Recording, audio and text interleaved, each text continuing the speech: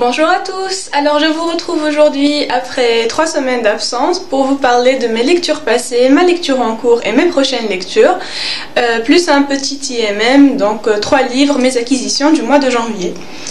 Alors la dernière fois je vous laissais avec Un long dimanche de fiançailles de Sébastien Japrisot aux éditions Folio.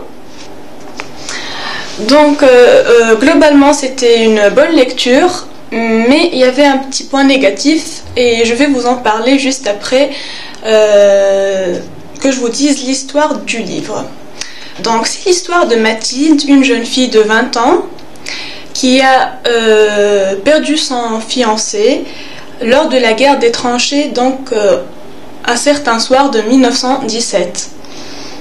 Alors, c'est quoi l'histoire? Eh bien, le fiancé de Mathilde, qui s'appelle Manek, a été envoyé au front, donc lors de la guerre des tranchées. Donc, c'était la France contre l'Allemagne, et lui et 4 camarades à lui se sont fait mutiler volontairement la main, croyant qu'avec ce petit accident, ils voulaient faire passer ça pour un accident, ils allaient être renvoyés chez eux et donc se débarrasser de la guerre. Sauf que les supérieurs ont démasqué donc les soldats, et au lieu de les renvoyer chez eux, eh bien, ils les avaient condamnés à mort. Donc déjà, lors d'une guerre, on se concentre sur les ennemis et on ne condamne pas à mort donc ses propres soldats. Et donc là, ça a été le cas. Donc ces 5 soldats dans Manek ont été envoyés pour être jetés dans la neige pour mourir de froid dans la tranchée ennemie en plus. Donc ils ont été conduits à l'endroit donc convenu.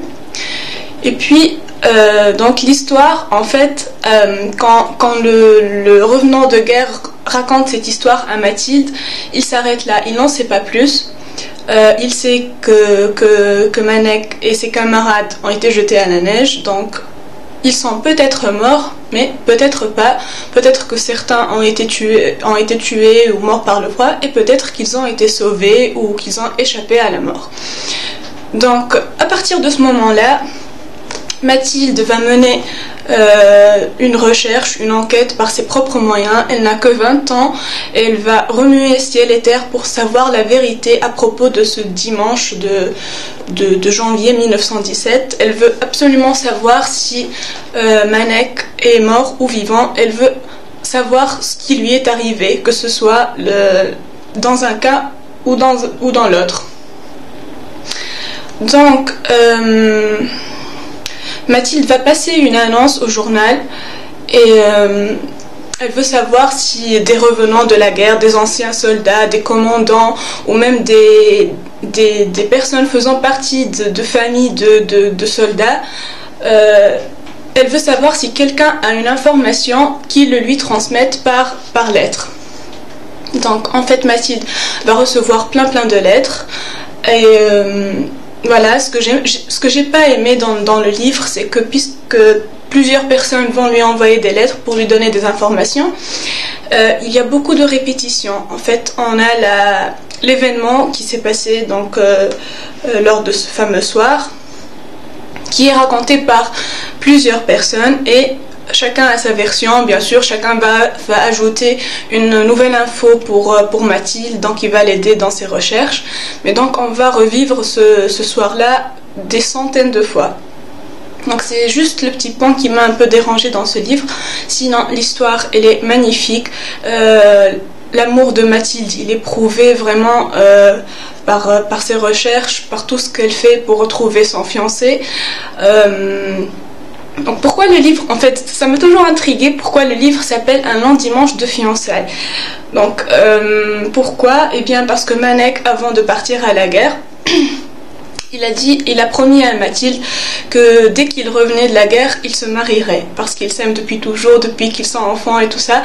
Donc le jour où il part à la guerre, il lui fait cette promesse, et donc puisqu'il lui dit le jour où j'arrive, je reviens, on est mariés, alors dès à présent on est fiancés.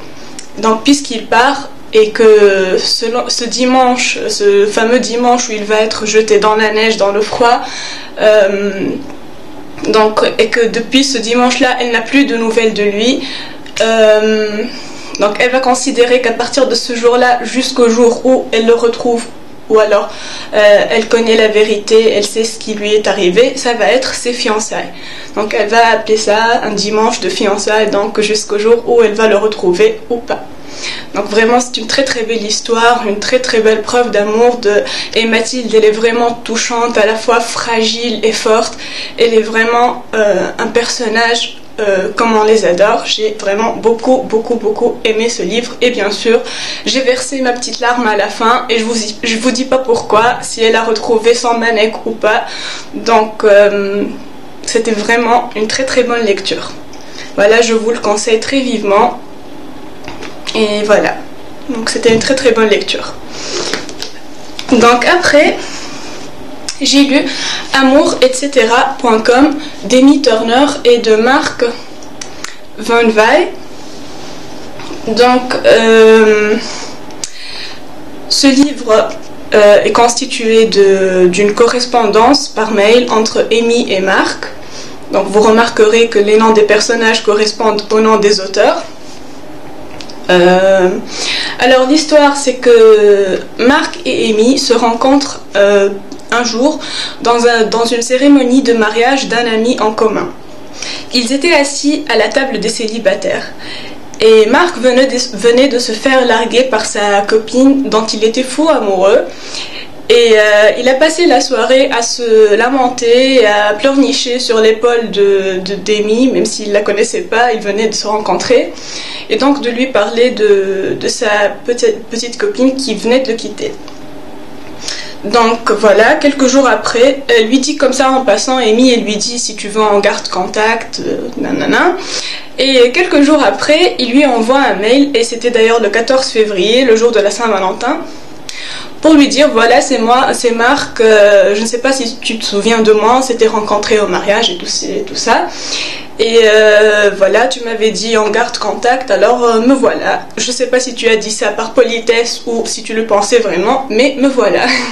Est-ce que ça t'arrangerait qu'on se parle comme ça par des emails pour se raconter un peu ce qui se passe et tout ça? Et lui dit ok, on va garder une correspondance et je te pose un deal, c'est de garder une correspondance pendant un an, régulièrement, presque quotidiennement. Donc on va voir si tu tiens jusqu'au 14 février prochain ou pas. Voilà, à partir de ce moment-là, ils vont s'envoyer des emails presque tout le temps, enfin, tous les jours, enfin presque, pour se parler principalement de leur péripéties amoureuses, de ce qui leur arrive à l'un et à l'autre. Et voilà, donc c'était sympa, une lecture légère, même si parfois ils employaient des mots vulgaires pour parler de ce qui leur arrivait, ça j'ai pas trop aimé. Mais voilà, j'ai ri par moments, c'était sympa mais sans plus quoi, c'est pas un livre à grand intérêt, vous ne ratez rien si vous ne le lisez pas, hein. Donc voilà, c'était sympa mais sans plus. Donc à présent, ce que je lis, c'est en fait une relecture, et c'est un classique. Je l'ai lu il y a quelques années quand j'étais au lycée et j'avais aimé, et voilà, j'avais très envie, je sais pas pourquoi, j'avais très envie de relire ce livre, même si vous allez me dire c'est pas très raisonnable quand on a une centaine de livres non lus dans sa palle, c'est pas très raisonnable de relire un livre, mais j'y pouvais rien, je le voulais tellement. Et donc il s'agit de Une vie de Guy de Maupassant. Donc là, c'est l'édition L'Aventurine, je ne sais pas si cette édition existe encore. Et la collection, c'est Classique Universel. Donc voilà. Je suis en train de le relire, je n'ai encore lu que le premier chapitre et je suis en train de le savourer. Je le lis très lentement pour savourer chaque phrase, pour bien s'imprégner des mots de Guy de Maupassant, parce que j'adore son style, j'adore ce qu'il fait. Je me souviens que j'avais beaucoup aimé cette lecture. Donc cette histoire, et voilà, donc je suis en train de la revivre parce que je me souvenais pas trop de tous les détails, et voilà, donc je vous en reparlerai plus quand je l'aurai terminé. Donc ma prochaine lecture, excusez-moi, j'avais oublié de la prendre. Donc ce sera Ne le dis à personne de Harlan Coben. Donc parce que ça fait un petit moment que j'ai pas lu de thriller et que j'adore ça. Et en plus parce que j'avais très envie de découvrir cet auteur que je n'avais jamais encore lu et dont j'entends beaucoup de bien. Donc ce sera ce livre-là, Ne le dis à personne. Voilà. Après, je vais vous parler de mes 3 acquisitions du mois de janvier. Donc j'ai acheté 3 livres que je voulais depuis un bon moment pour 2 d'entre eux. Donc il s'agit d'abord d'Expiation de Ian McEwan aux éditions Folio. Donc ce livre, j'ai vu le film qui s'appelle Reviens-moi. J'ai beaucoup aimé.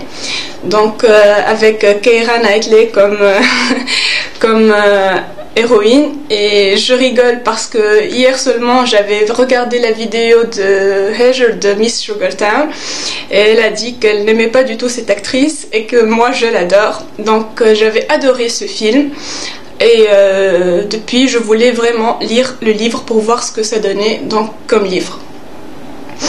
Mais depuis j'ai entendu dire que le film pour une fois est beaucoup mieux que le livre, donc je m'inquiète un peu pour cette lecture, mais bon, je vais la tenter quand même. Je ne pense pas que je vais détester si l'histoire m'a vraiment beaucoup plu dans le film. Donc voilà, c'est ma première acquisition. Après, j'ai acheté La couleur des sentiments de Catherine Stockett. Alors ce livre, il a fait beaucoup parler de lui et il me donnait vraiment beaucoup envie. Et il est sorti en poche, donc aux éditions Babel. Donc pourquoi s'en priver, je l'ai acheté. Donc si vous l'avez lu, dites-moi ce que vous en avez pensé. Et enfin, le livre que je voulais depuis vraiment longtemps, mais alors parce que j'avais adoré le film aussi, et je le voulais, et je le trouvais pas dans les librairies où je vais, donc j'avais passé une commande, et ça fait 2 mois et demi que je l'attends, et il est enfin arrivé. C'est Un jour de David Nichols, donc aux éditions 10-18. Donc je suis trop contente de l'avoir enfin dans ma balle. Je le trouve vraiment très beau, avec la couverture du film en plus. J'ai vraiment hâte de lire ce livre. Je suis vraiment amoureuse de cet objet, de cette couverture. J'avais beaucoup aimé le film, mais en fait ce qui me plaît encore plus dans l'histoire, c'est que le film avait mal fini. C'était très triste à la fin, et que quand je lis les avis sur vos blogs et tout ça, vous dites que le livre se termine très bien. Donc voilà, me dire que non seulement l'histoire que j'avais adorée dans le film est là, et qu'en plus ça va bien se finir. Donc j'ai vraiment qu'une hâte, c'est de le lire, et je suis très heureuse de l'avoir, je vous le redis encore une fois. Voilà. Donc je vous laisse pour aujourd'hui. J'espère vous retrouver dès que je peux, parce que je suis un peu débordée en ce moment, j'ai plein de problèmes et voilà, donc du côté de la fac. Sinon dès que je suis un peu plus libre, j'espère vous retrouver un peu plus souvent qu'une fois par 2 ou 3 semaines. Et donc voilà, je vous dis très bonne lecture, très bonne semaine à vous, et à bientôt.